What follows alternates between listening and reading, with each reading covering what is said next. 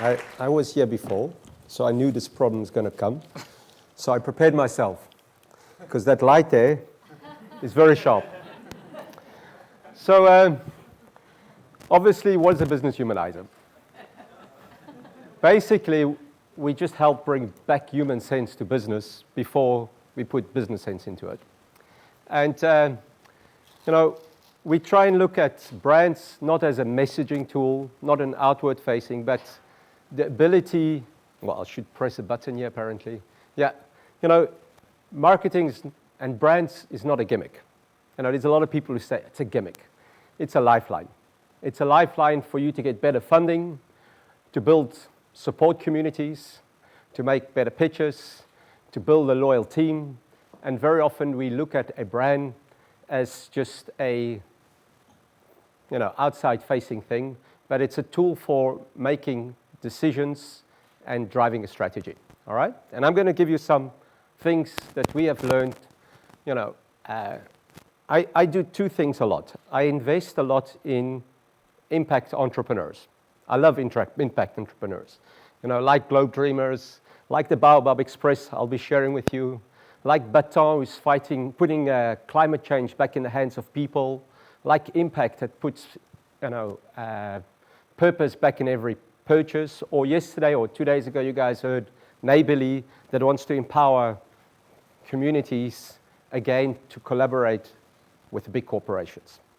On the other hand, I work a lot with big organizations like Unilever. We designed the Crafting Brands for Life program for them. Like Materialize, who wants to be more purposeful. A lot of big companies want to be part of the change. They want to engage with the audience, but there's a gap between them. And purpose is the building block between them and having something to fight for together. Now, what's missing? What's the most difficult thing for entrepreneurs and impact organizations to do? Who here is an entrepreneur? Now I can see you, actually. Fantastic. Now, if you're an entrepreneur, there's two levels of operating that you do very well. One is doing stuff. Everybody's operational. I have to do stuff. I have to do stuff. Second is being very analytical. I look at the balance sheet. I look at the technical expertise and all the technicality of what I'm doing. But the most difficult thing for entrepreneurs and organizations to do is to operate on the narrative level, on the identity level. Where do we want to go to as a collective? And that's what we do. We help people. That's humanizing business in simple terms. Now, when you want to turn your venture into a meaningful brand so it can get momentum and wings, there's three people that you must learn from. First of all, don't listen to a marketing guru like me. Forget it. Don't listen to the business analysts. There's three people that can really inspire us. And they give us 3 golden rules. First is the magician. What does a magician teach us? And I think this morning a lot of people have actually spoken about it. Is the dilemma of the magician is he's the only person who cannot see the magic. So what does the magician do to make sure that he can see the magic? He practices in front of the mirror to see how the other see it. So he has to master the art of perspective taking. Now, when we work with organizations and we want to help transform them to become more purposeful, the first thing we have to do is teach them how to do emotional perspective taking.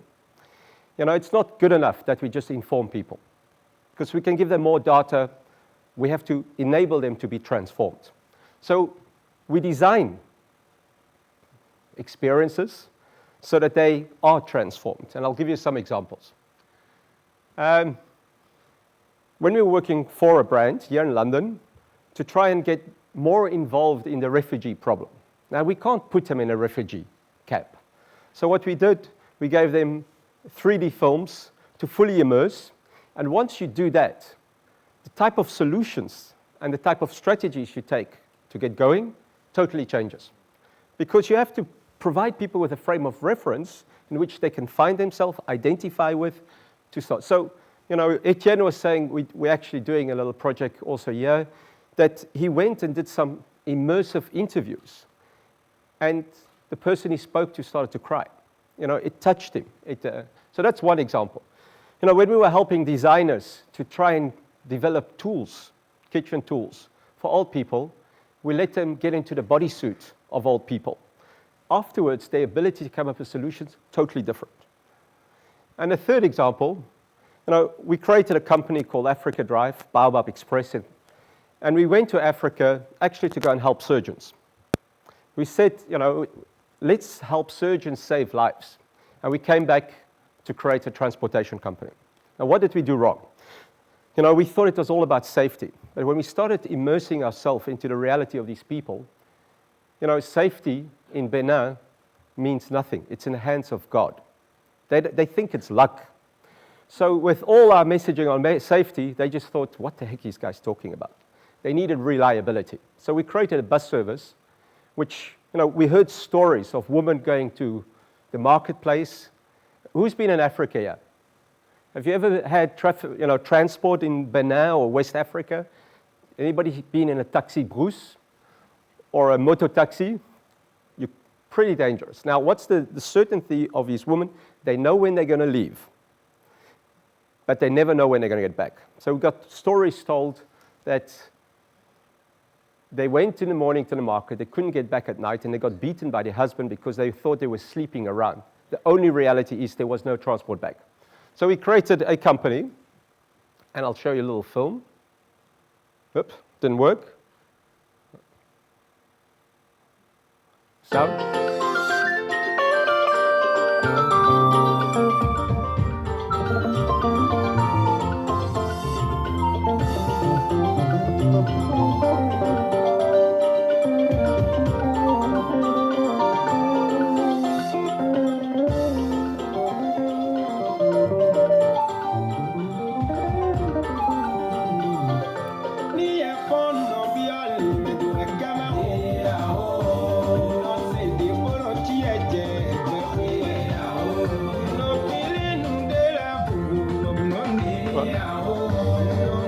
I can stop. I know I'm going to be caught in time. That's why What this film, actually, today we started this company 3 years ago. It's a for-profit social impact company.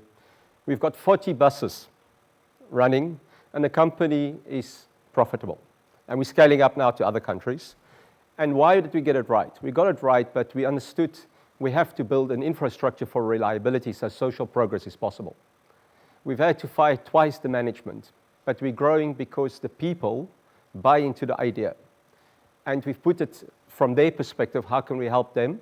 So a lot can go wrong inside, but if you get the outside right, it helps. So the second rule, people who know me, I was kicked out of South Africa, put in jail, and obviously it would be normal that I come and say that the best other person that you can learn from next to the magician is an activist.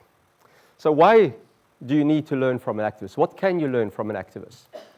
If you're in the branding game, you have to show that you are invested in the people, in what they dare to care for.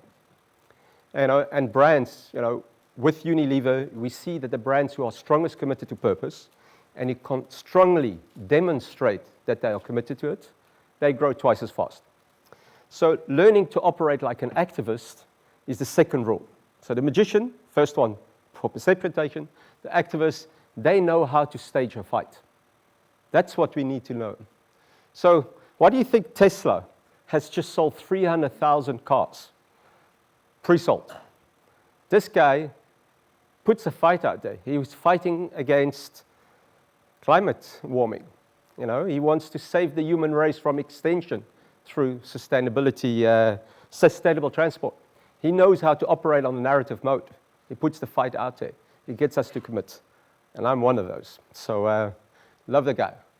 He's also South African. Up. There we go on. So that's the why.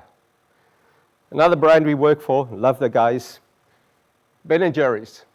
They know how to fight. How did they define themselves? Anybody know what the definition is of the brand? How they see themselves? Think they see themselves as an ice cream company? Anybody know? They see themselves as a social justice company. And the more successful they're in business, the more they can fight the big power brokers out there who try and manipulate and take the power away from the people. So that's the why. One of the most fantastic things, they did this in the States. They're in the state of Bernie Sanders. Bernie Sanders is learning exactly what they are doing. And, oops, there was a film. I'll show a film here.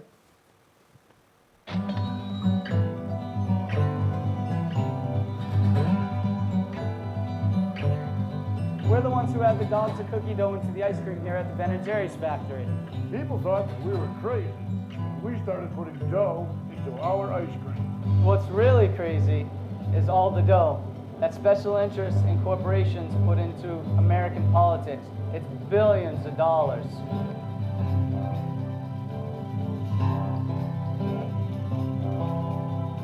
The big money in politics is drowning out the voices of regular people, like us. And the Supreme Court has made the problem even worse.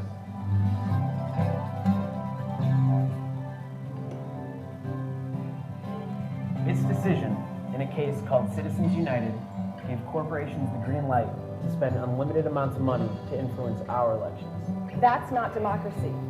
We've got to overturn the Citizens United decision and get the dough out of politics, but it's going to take a constitutional amendment.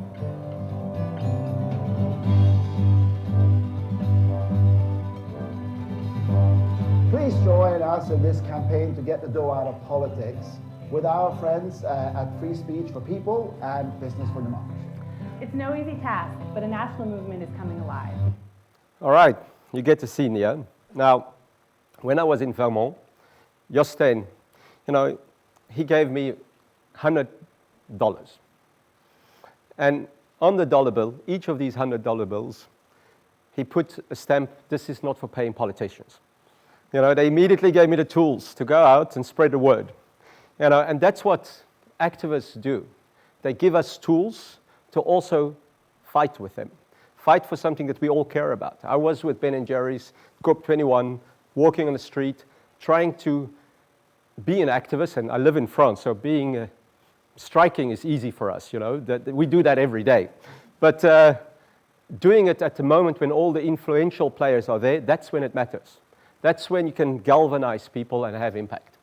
So, the moment that changed my life a lot was also, I'm a white South African. And what do white South Africans love the most in the world? Maybe they love their wives more, but the second thing to that is rugby. So what Nelson Mandela did to convert all of us to buy into the Rainbow Nation is he brought the World Cup rugby to us. So he staged the Rainbow Nation on something we all dare to care for. And we learned to follow him in the process and take on the fight with them. So that's just an example. In the book, in your push, I don't know what they would call this, plastic thing here, in the middle you can also find a booklet on how to become an activist. Please download it. We want to share the word. And then the third principle is, or the third source of inspiration to learn how to humanize your business and turn your venture into a meaningful brand, is learn to design for input, not just output. Running a company, working at companies, working with companies, we're always good at focusing on output. But how to design for input and grow your brand is a very important element. A company that did this fantastically is TED and TEDx. They actually designed for loss of control. So has anybody organized the TEDx event? Not here? So how does it work? You can choose your speaker, you can choose the event, you can choose the topic. TED doesn't get involved.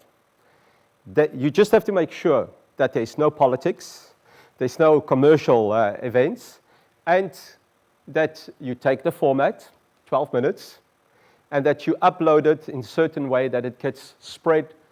And they thought they could grow their organization by doing another 30 events a year. How many events do you think has happened since they started that? Take a guess. Come on. Million events? Wow, you're really optimistic. This exponential thinker, this one. 10,000. 15,000.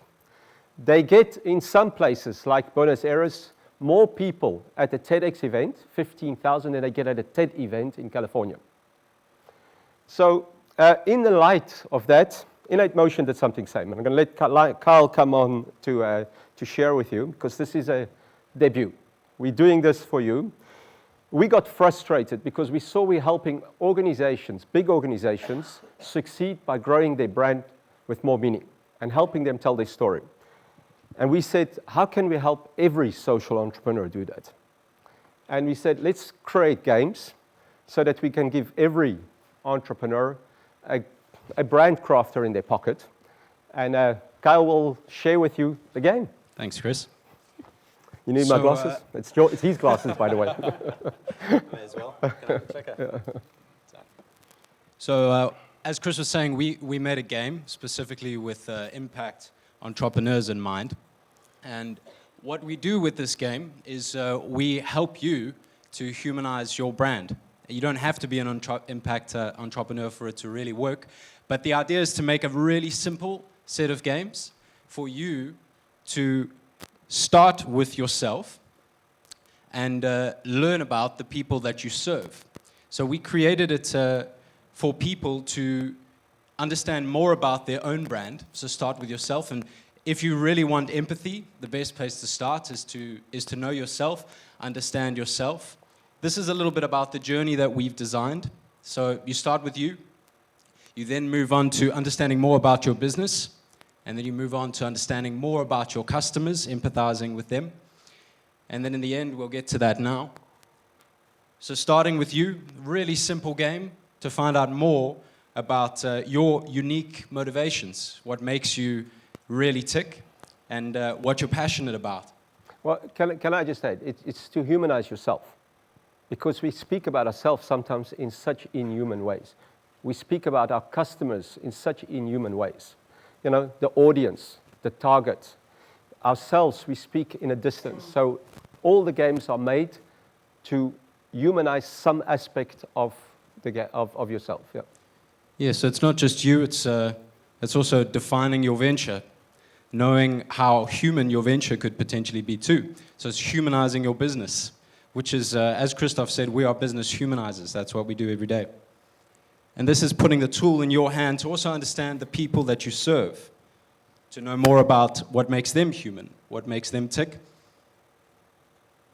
And I think really importantly, so you could have already participated and understood the first 3 steps potentially on your own, is understanding your fight is really important. So not only is it important to continually update yourself and keep humanizing yourself and your business, but it's continually important to understand what your fight is in business too.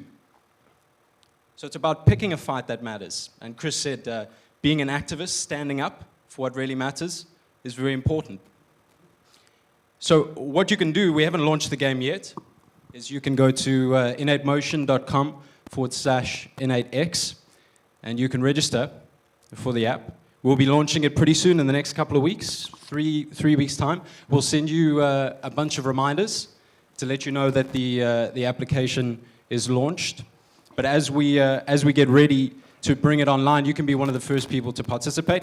So all you've got to do is go to that URL, fill in your details, and we'll keep you up to date. So what you see is the typical gap between a CEO and the people who have to get things done. I thought it was launched 3 weeks ago, but apparently it's in 3 weeks that we're launching. Thank you.